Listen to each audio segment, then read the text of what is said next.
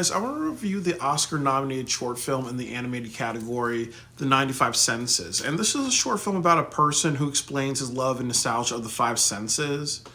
And he starts by talking about his childhood. Like, he talks about a time that, he loved the smell of vanilla because what happened was that he loved hanging out with his grandmother.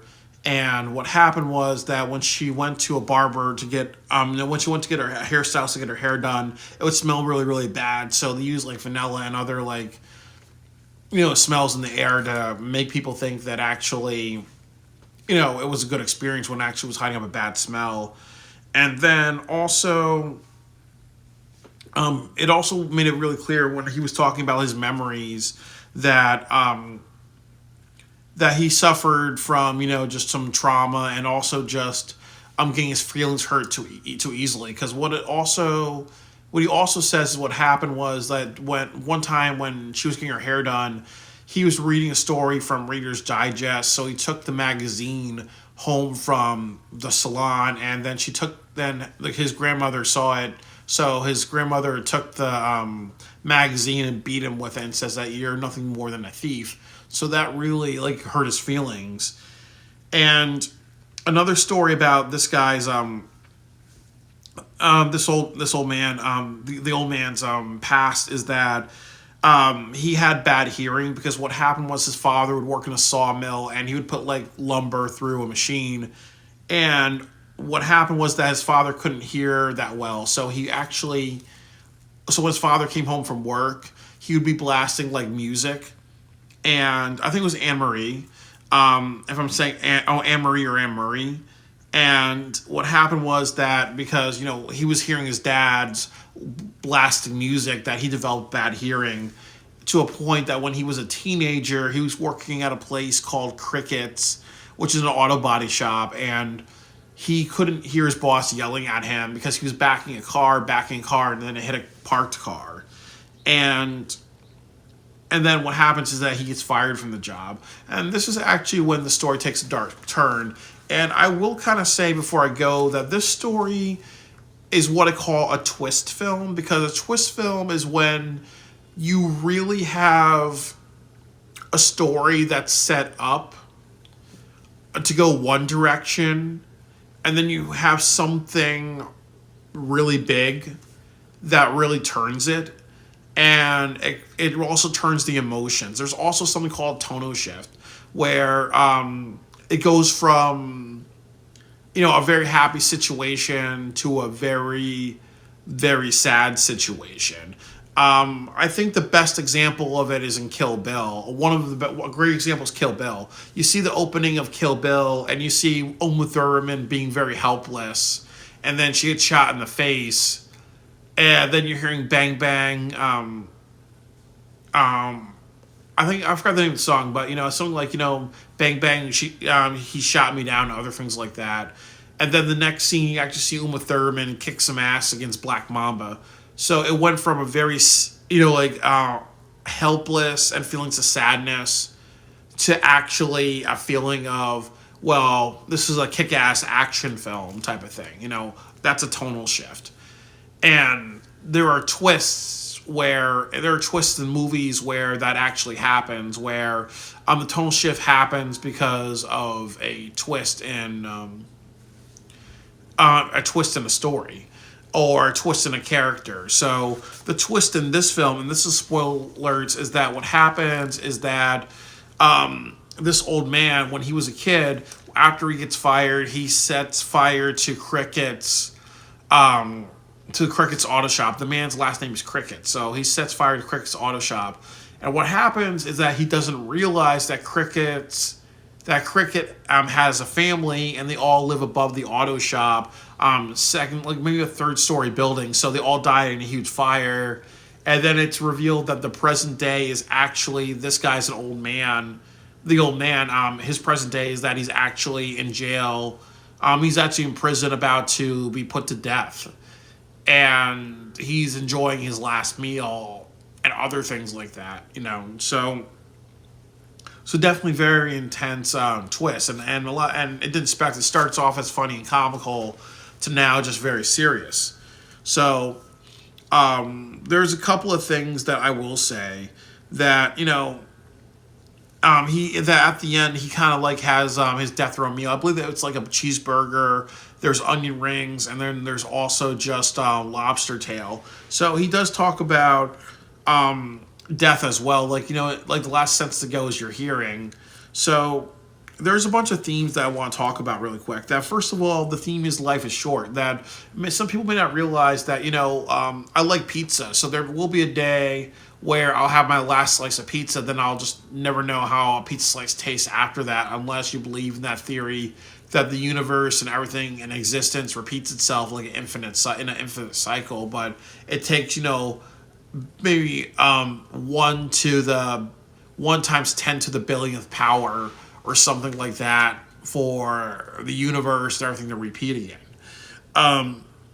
Or you may never ever come back. Once you had your last slice of pizza, that's gonna be the last, taste and whatever. And when you think about that on your deathbed, you're like, wow, I'm never gonna taste pizza again. I'm never gonna do this. I'm never gonna have that and all that. So it is kind of that thing about life is short. The other thing is that when you do go to prison and you also make bad choices with your life, you lose the opportunity to get what you can out of life, especially with him joining the five senses. He does talk about how there's a person looking at his case one more time, and she's a female, and she pats him on the hand. He's like saying, you know what, that touch felt very powerful to him. So what would have happened if they were in a relationship, they had the touch of love, the touch of sex, and the touch of the fact that maybe they have a kid that has her intelligence, and then also his hillbilly genes, where the kid's also good with working on cars like he was at a certain point.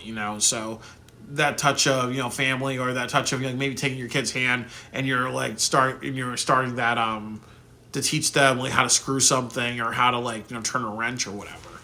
The touch of being a teacher type of thing, really. So it definitely really is about regrets, and also just how we don't realize that sometimes, one bad choice or one bad vengeance can lead to us destroying our lives and lives of other people. And so also too, you got to think about choices and how long-term consequences from long-term bad choices prevent you from getting the most out of life.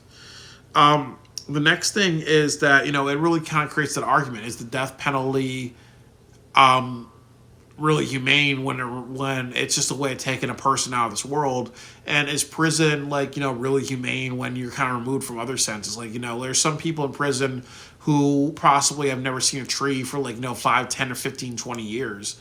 Or you they could be in prison with a life sentence, and then the last time they see a tree is at 18 years old, and then when they die at 100, they survive that long, they probably never seen a tree or whatever. And then he also kind of talks about how he doesn't know what a cell phone is or how to use one, and then that happens in prison, where you're so cut off from the real world that you really don't have a sense of adapting to society. It feels like you're almost stuck in a hyperbolic time chamber, or a time machine, or being frozen in time, really. I think as Jay Williams said, who has Let's Live Life, prison is almost like feeling like you're dead, but you're actually alive, and that kind of comes from that feeling of, time goes on and you're not really involved in the real world. So ultimately, is prison the best way to rehabilitate people? When you remove people from how society works and what's been going on in society, is that really humane? And then the other thing is also too, is this the best way to rehabilitate people? And then the other lesson is, the consequences of responding to setbacks and hurt feelings, because obviously he chose to do an arson. So there are many times, I know I talked with the 48-hour film project in some of my videos, and how just because I've gotten hurt and felt hurt and disrespected by others, I chose to be vindictive.